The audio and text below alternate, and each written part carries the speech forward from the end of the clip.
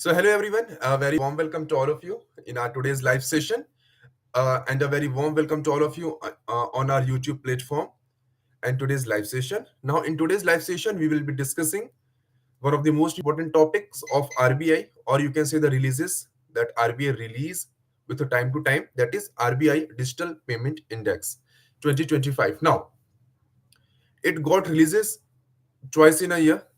Okay, and it shows the penetration of digital payments, what is the digitalization of India's payment sector, and this data comes directly from RBI, and RBI has framed a number of questions from the static component of this index as well as from the dynamic.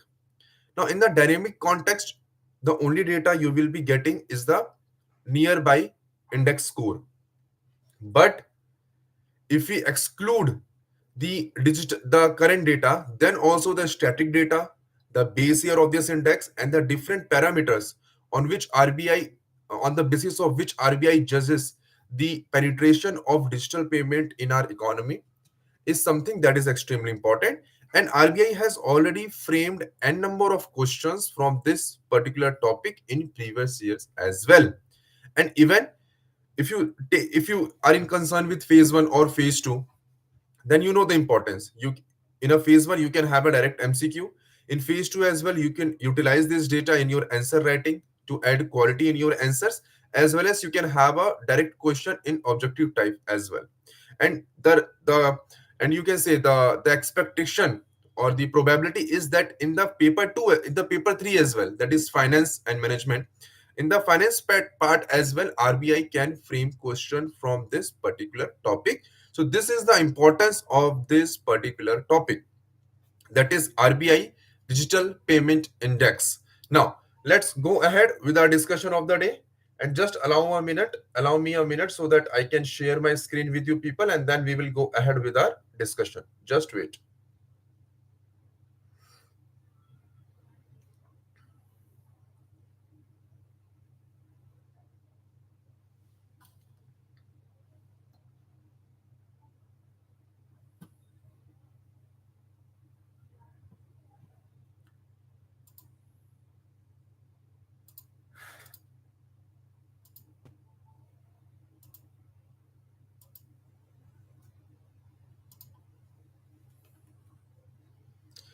I hope the screen must be visible to you people now.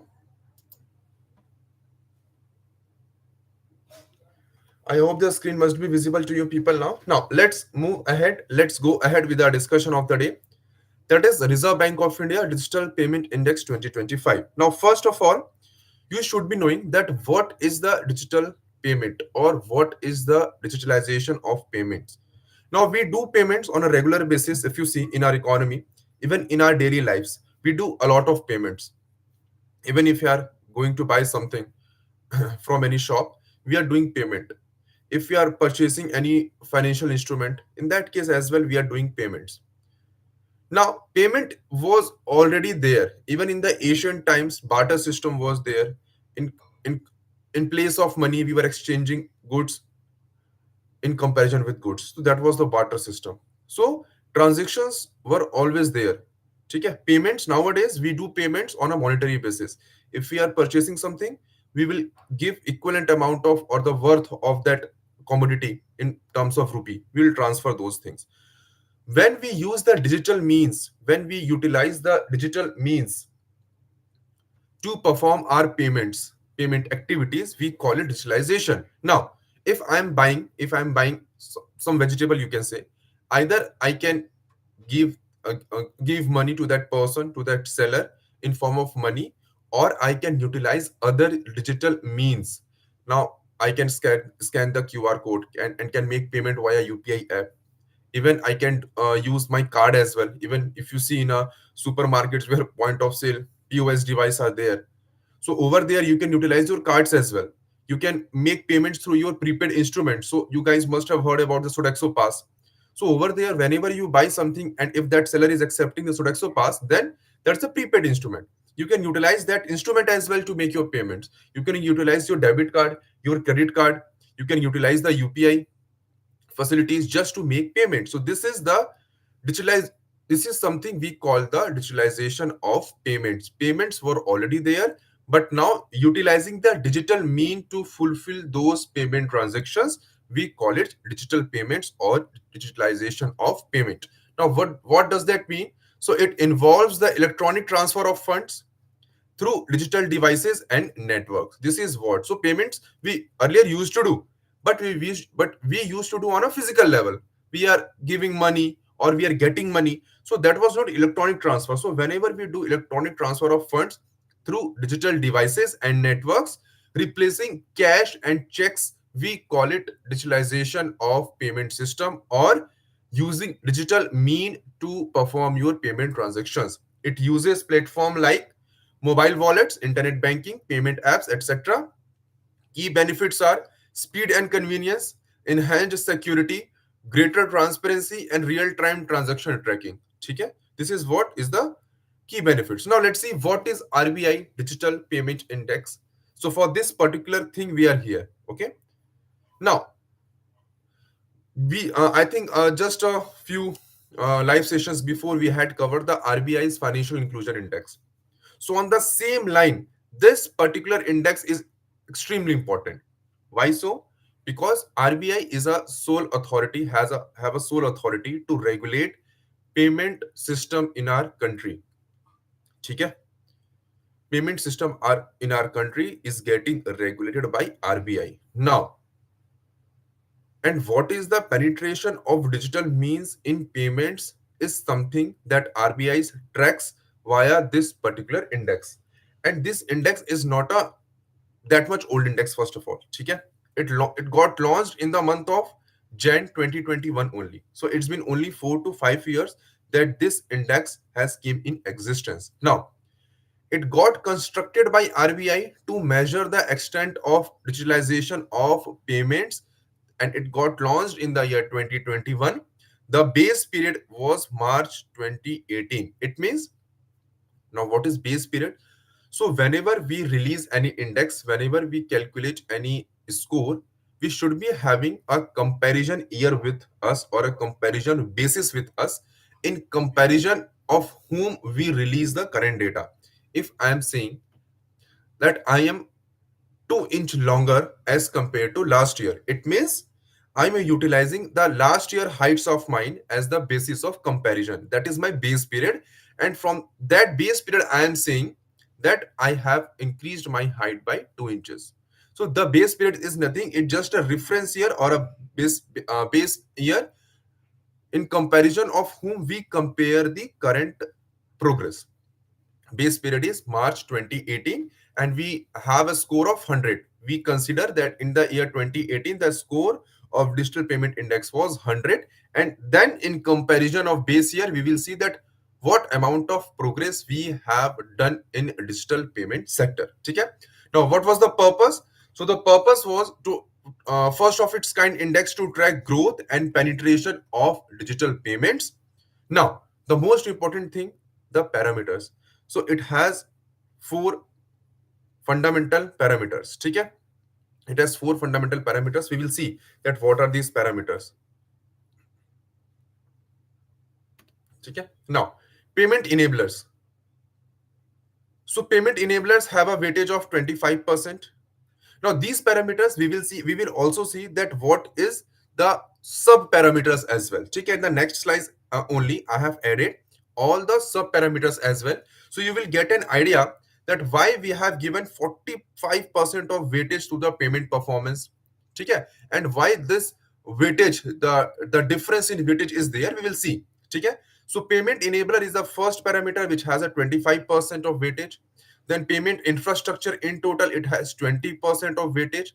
Then payment performance, we have 45% of weightage. And the consumer centricity, we have 5% of weightage. Now, RBI Digital Payment Index is being published on RBI website semi-annual basis. It means twice in a year with a lag of 4 months. Okay, now moving ahead. Now, these were the 5. Now see, it's not the 5 parameters first of all. Okay? In payment infrastructure only, we have a demand side and supply side. So don't consider it as a 5 parameter, it has a 4 parameters only. But in a payment infrastructure, the second parameter, we have two bifurcation, that is supply side and demand side. Now, in payment enablers, we have those means that enable us, that provides us a mean to perform our payment transaction. So obviously we use UPI via internet. Okay, we should be having bank accounts to transfer money, we should be having a mobile with us to do these kind of activities. Okay, so all these kind of stuff that enables us to perform a payment transaction, we call it payment enablers. So internet, mobile, Aadhaar, bank accounts, participants, and merchants, these are the various sub parameters of the first parameters, that is payment enablers. Then payment infrastructure, that has a 20% weightage. Okay, it has a 25% weightage. First of all, let me see. Yes, then we have payment infrastructure demand side, we have 10%, supply side we have 10%, payment performance 45%. Just wait. Yes, payment performance 45%, consumer centricity 5% only. Now let's move ahead.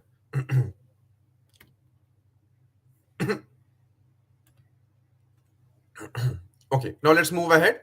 So in payment infrastructure demand side, it means we as a people.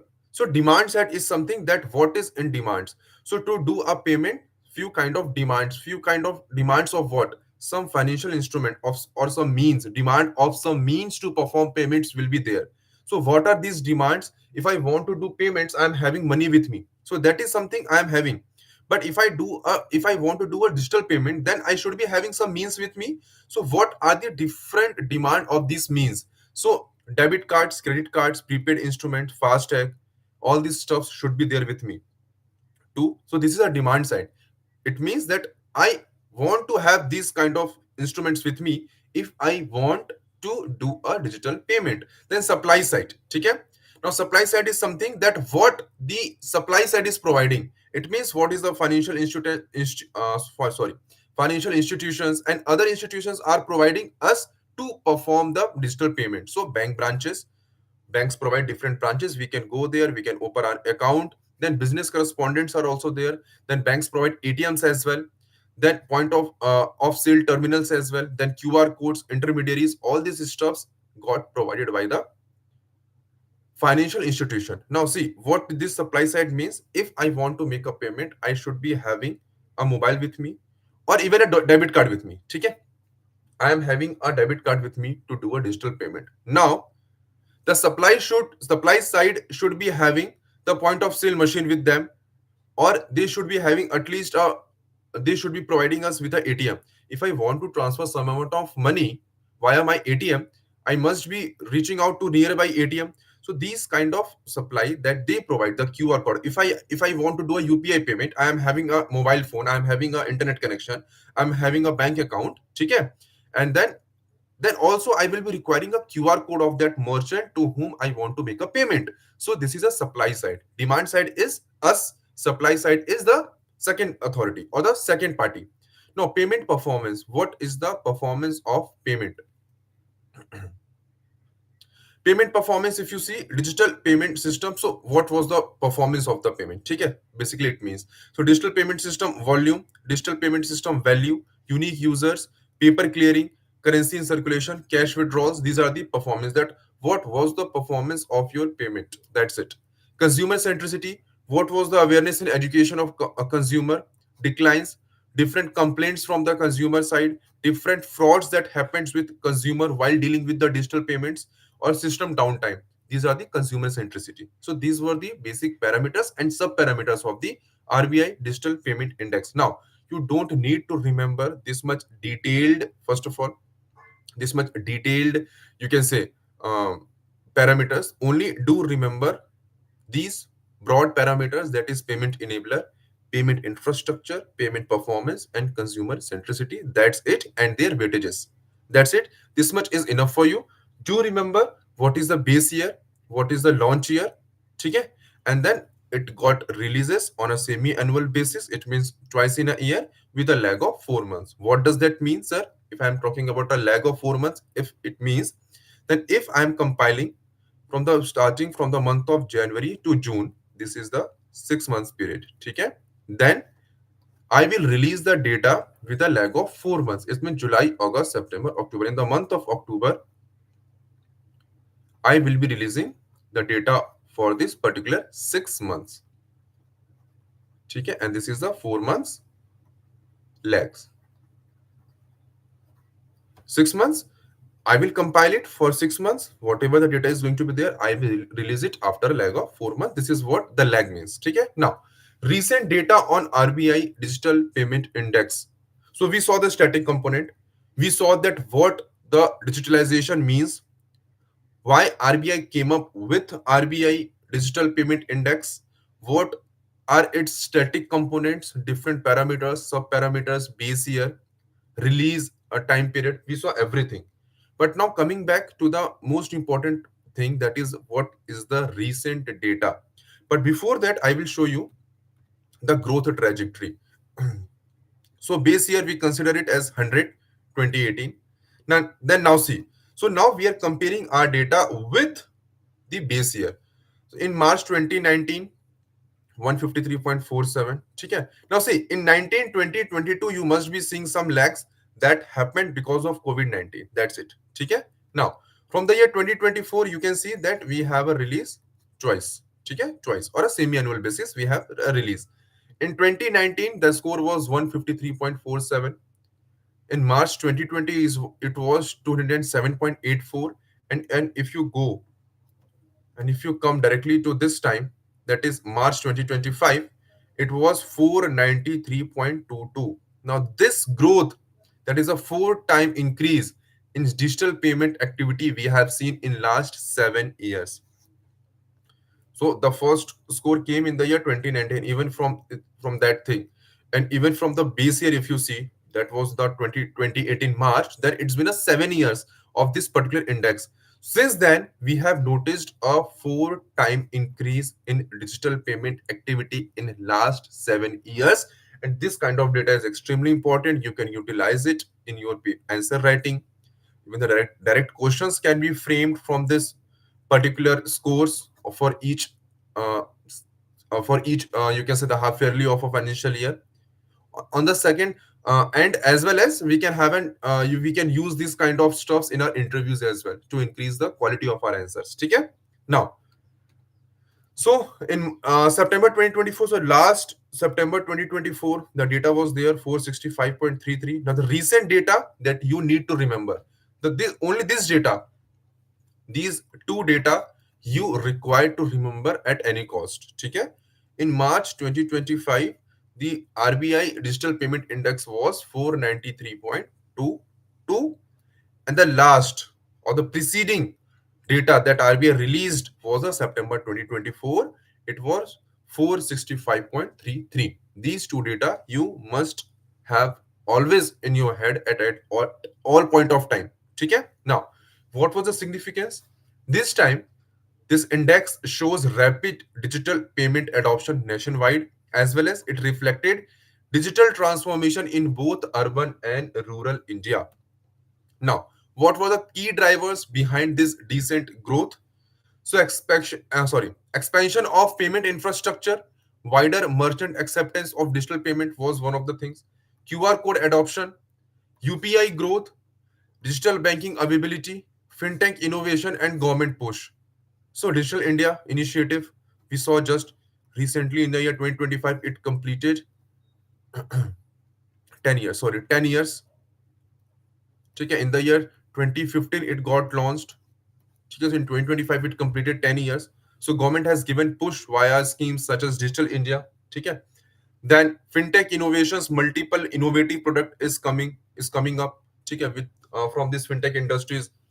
Then digital banking availability, multiple kind of payment banks, small finance bank, and all these kind of digital payment availability is getting provided to the public. Then UPI growth, we had a discussion on, I think we had a discussion on Friday, on Saturday, sorry, that in which we saw the impact of UPI in the digitalization of our economy. One of the major pillars, you can say, of our digital journey is UPI. Then QR code adoption. Now you can see the QR code anywhere you go in any kind of merchant, starting from a vegetable seller to a supermarket. You can have access of QR code. Then expansion of payment infrastructure. Okay, number of ATMs, point of sale devices, and QR codes. All kind of payment infrastructure is also getting developed with time. Now, growth trajectory we saw.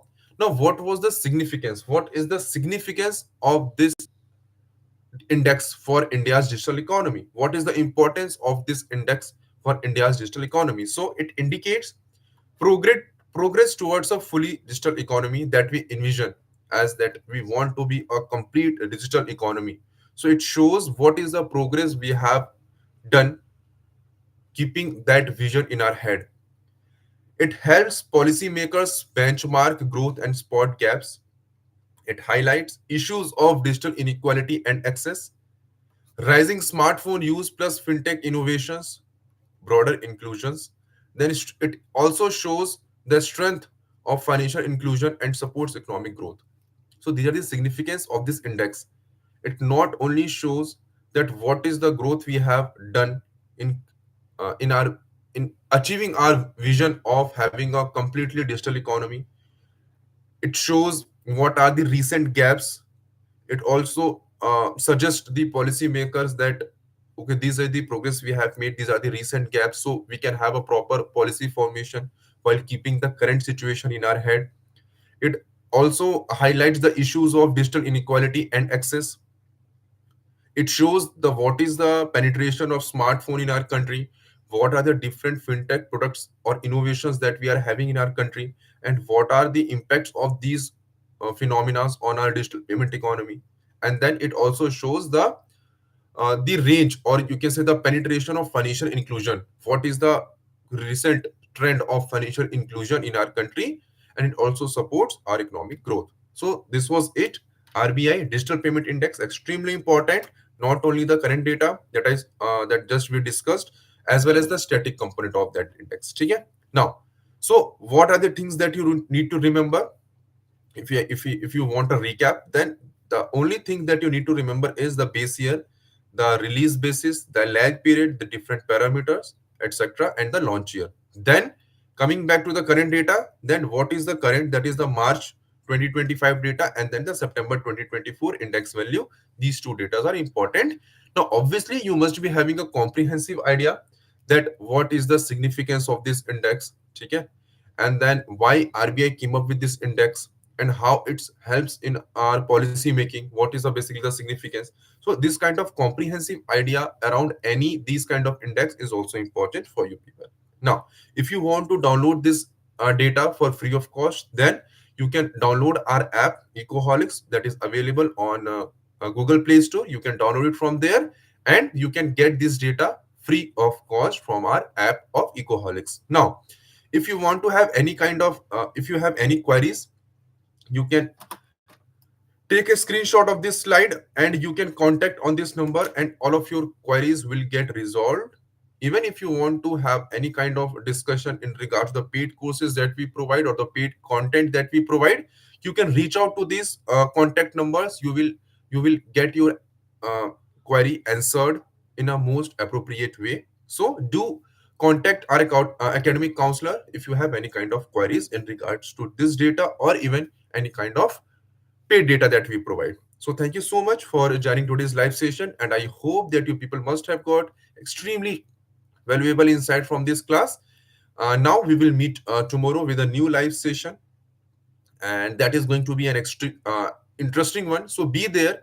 Do subscribe to our channel and turn on the notification bell so that you can get a notification whenever we go live with such kind of interesting topics. Till then, have a great day ahead. Bye.